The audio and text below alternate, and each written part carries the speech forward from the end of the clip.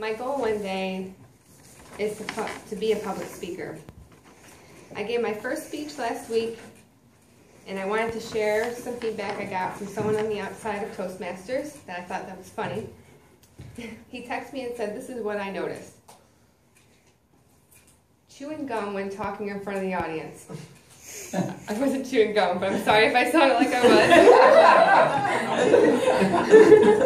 was. So I'm learning, so I don't get in a quandary. Goal setting can be confusing sometimes, but when you really take the time to sit down and think about it and write it down, then it's a little bit clearer to you and what you're trying to accomplish. Here are 3 things to do when figuring out a goal. Don't make a decision because, number 1, don't make a decision because you feel you have no choice. Everything you strive for and work towards depends on your future. So make sure you're not working at a goal that is a waste of your time. For example, someone said, you need to do this because your mother did it. No, you're your own person, so and deep down you have dreams and desires. Figure them out. Number 2, follow your bliss, happiness. And number 3, follow your heart. This is very important while trying to decide on goals because you want to know what you're trying to gain out of your goal and why.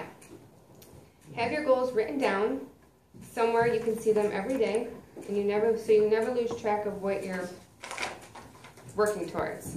And this will help you decide on decisions when they present themselves to you. So write down what the goal is and why you want to achieve this goal. Once you have written down your goals, they are in your mind, and you will subconsciously start working towards them without realizing it. And before you know it, you achieve that goal. We think we need to plan out our life steps and we need to do to achieve the goals, when really all we need to do is just strive for them. The rest is simple. Every decision you make is going to play a big part in your goal. Just trust yourself. Believe and keep that desire strong so you remind yourself over and over and over in your head why you do what you do. Lastly, you cannot go through life making a goal, completing it, and then moving it to the next without rewarding yourself. We forget to do that as goal-oriented people. Because when we complete something, then we move on to the next, right?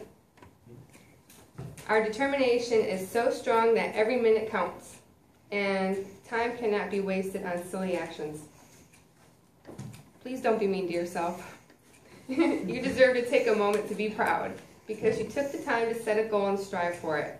Think back at all that you have achieved in your life, and realize how lightly you take it when someone says, "Great job."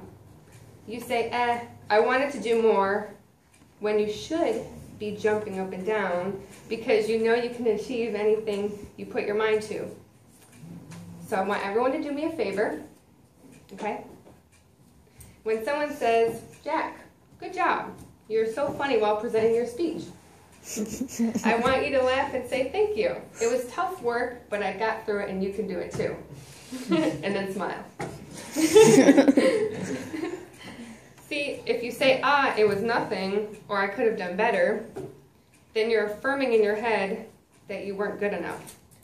And what that does is brings you down a little bit each time. You need constant positive affirmations and, of course, constructive criticism. Because, let's face it, we're not perfect. And we'll never be perfect. We can try hard, but it will never happen. So let's remember that. And you will be a master at achieving your goals for life. Thank you.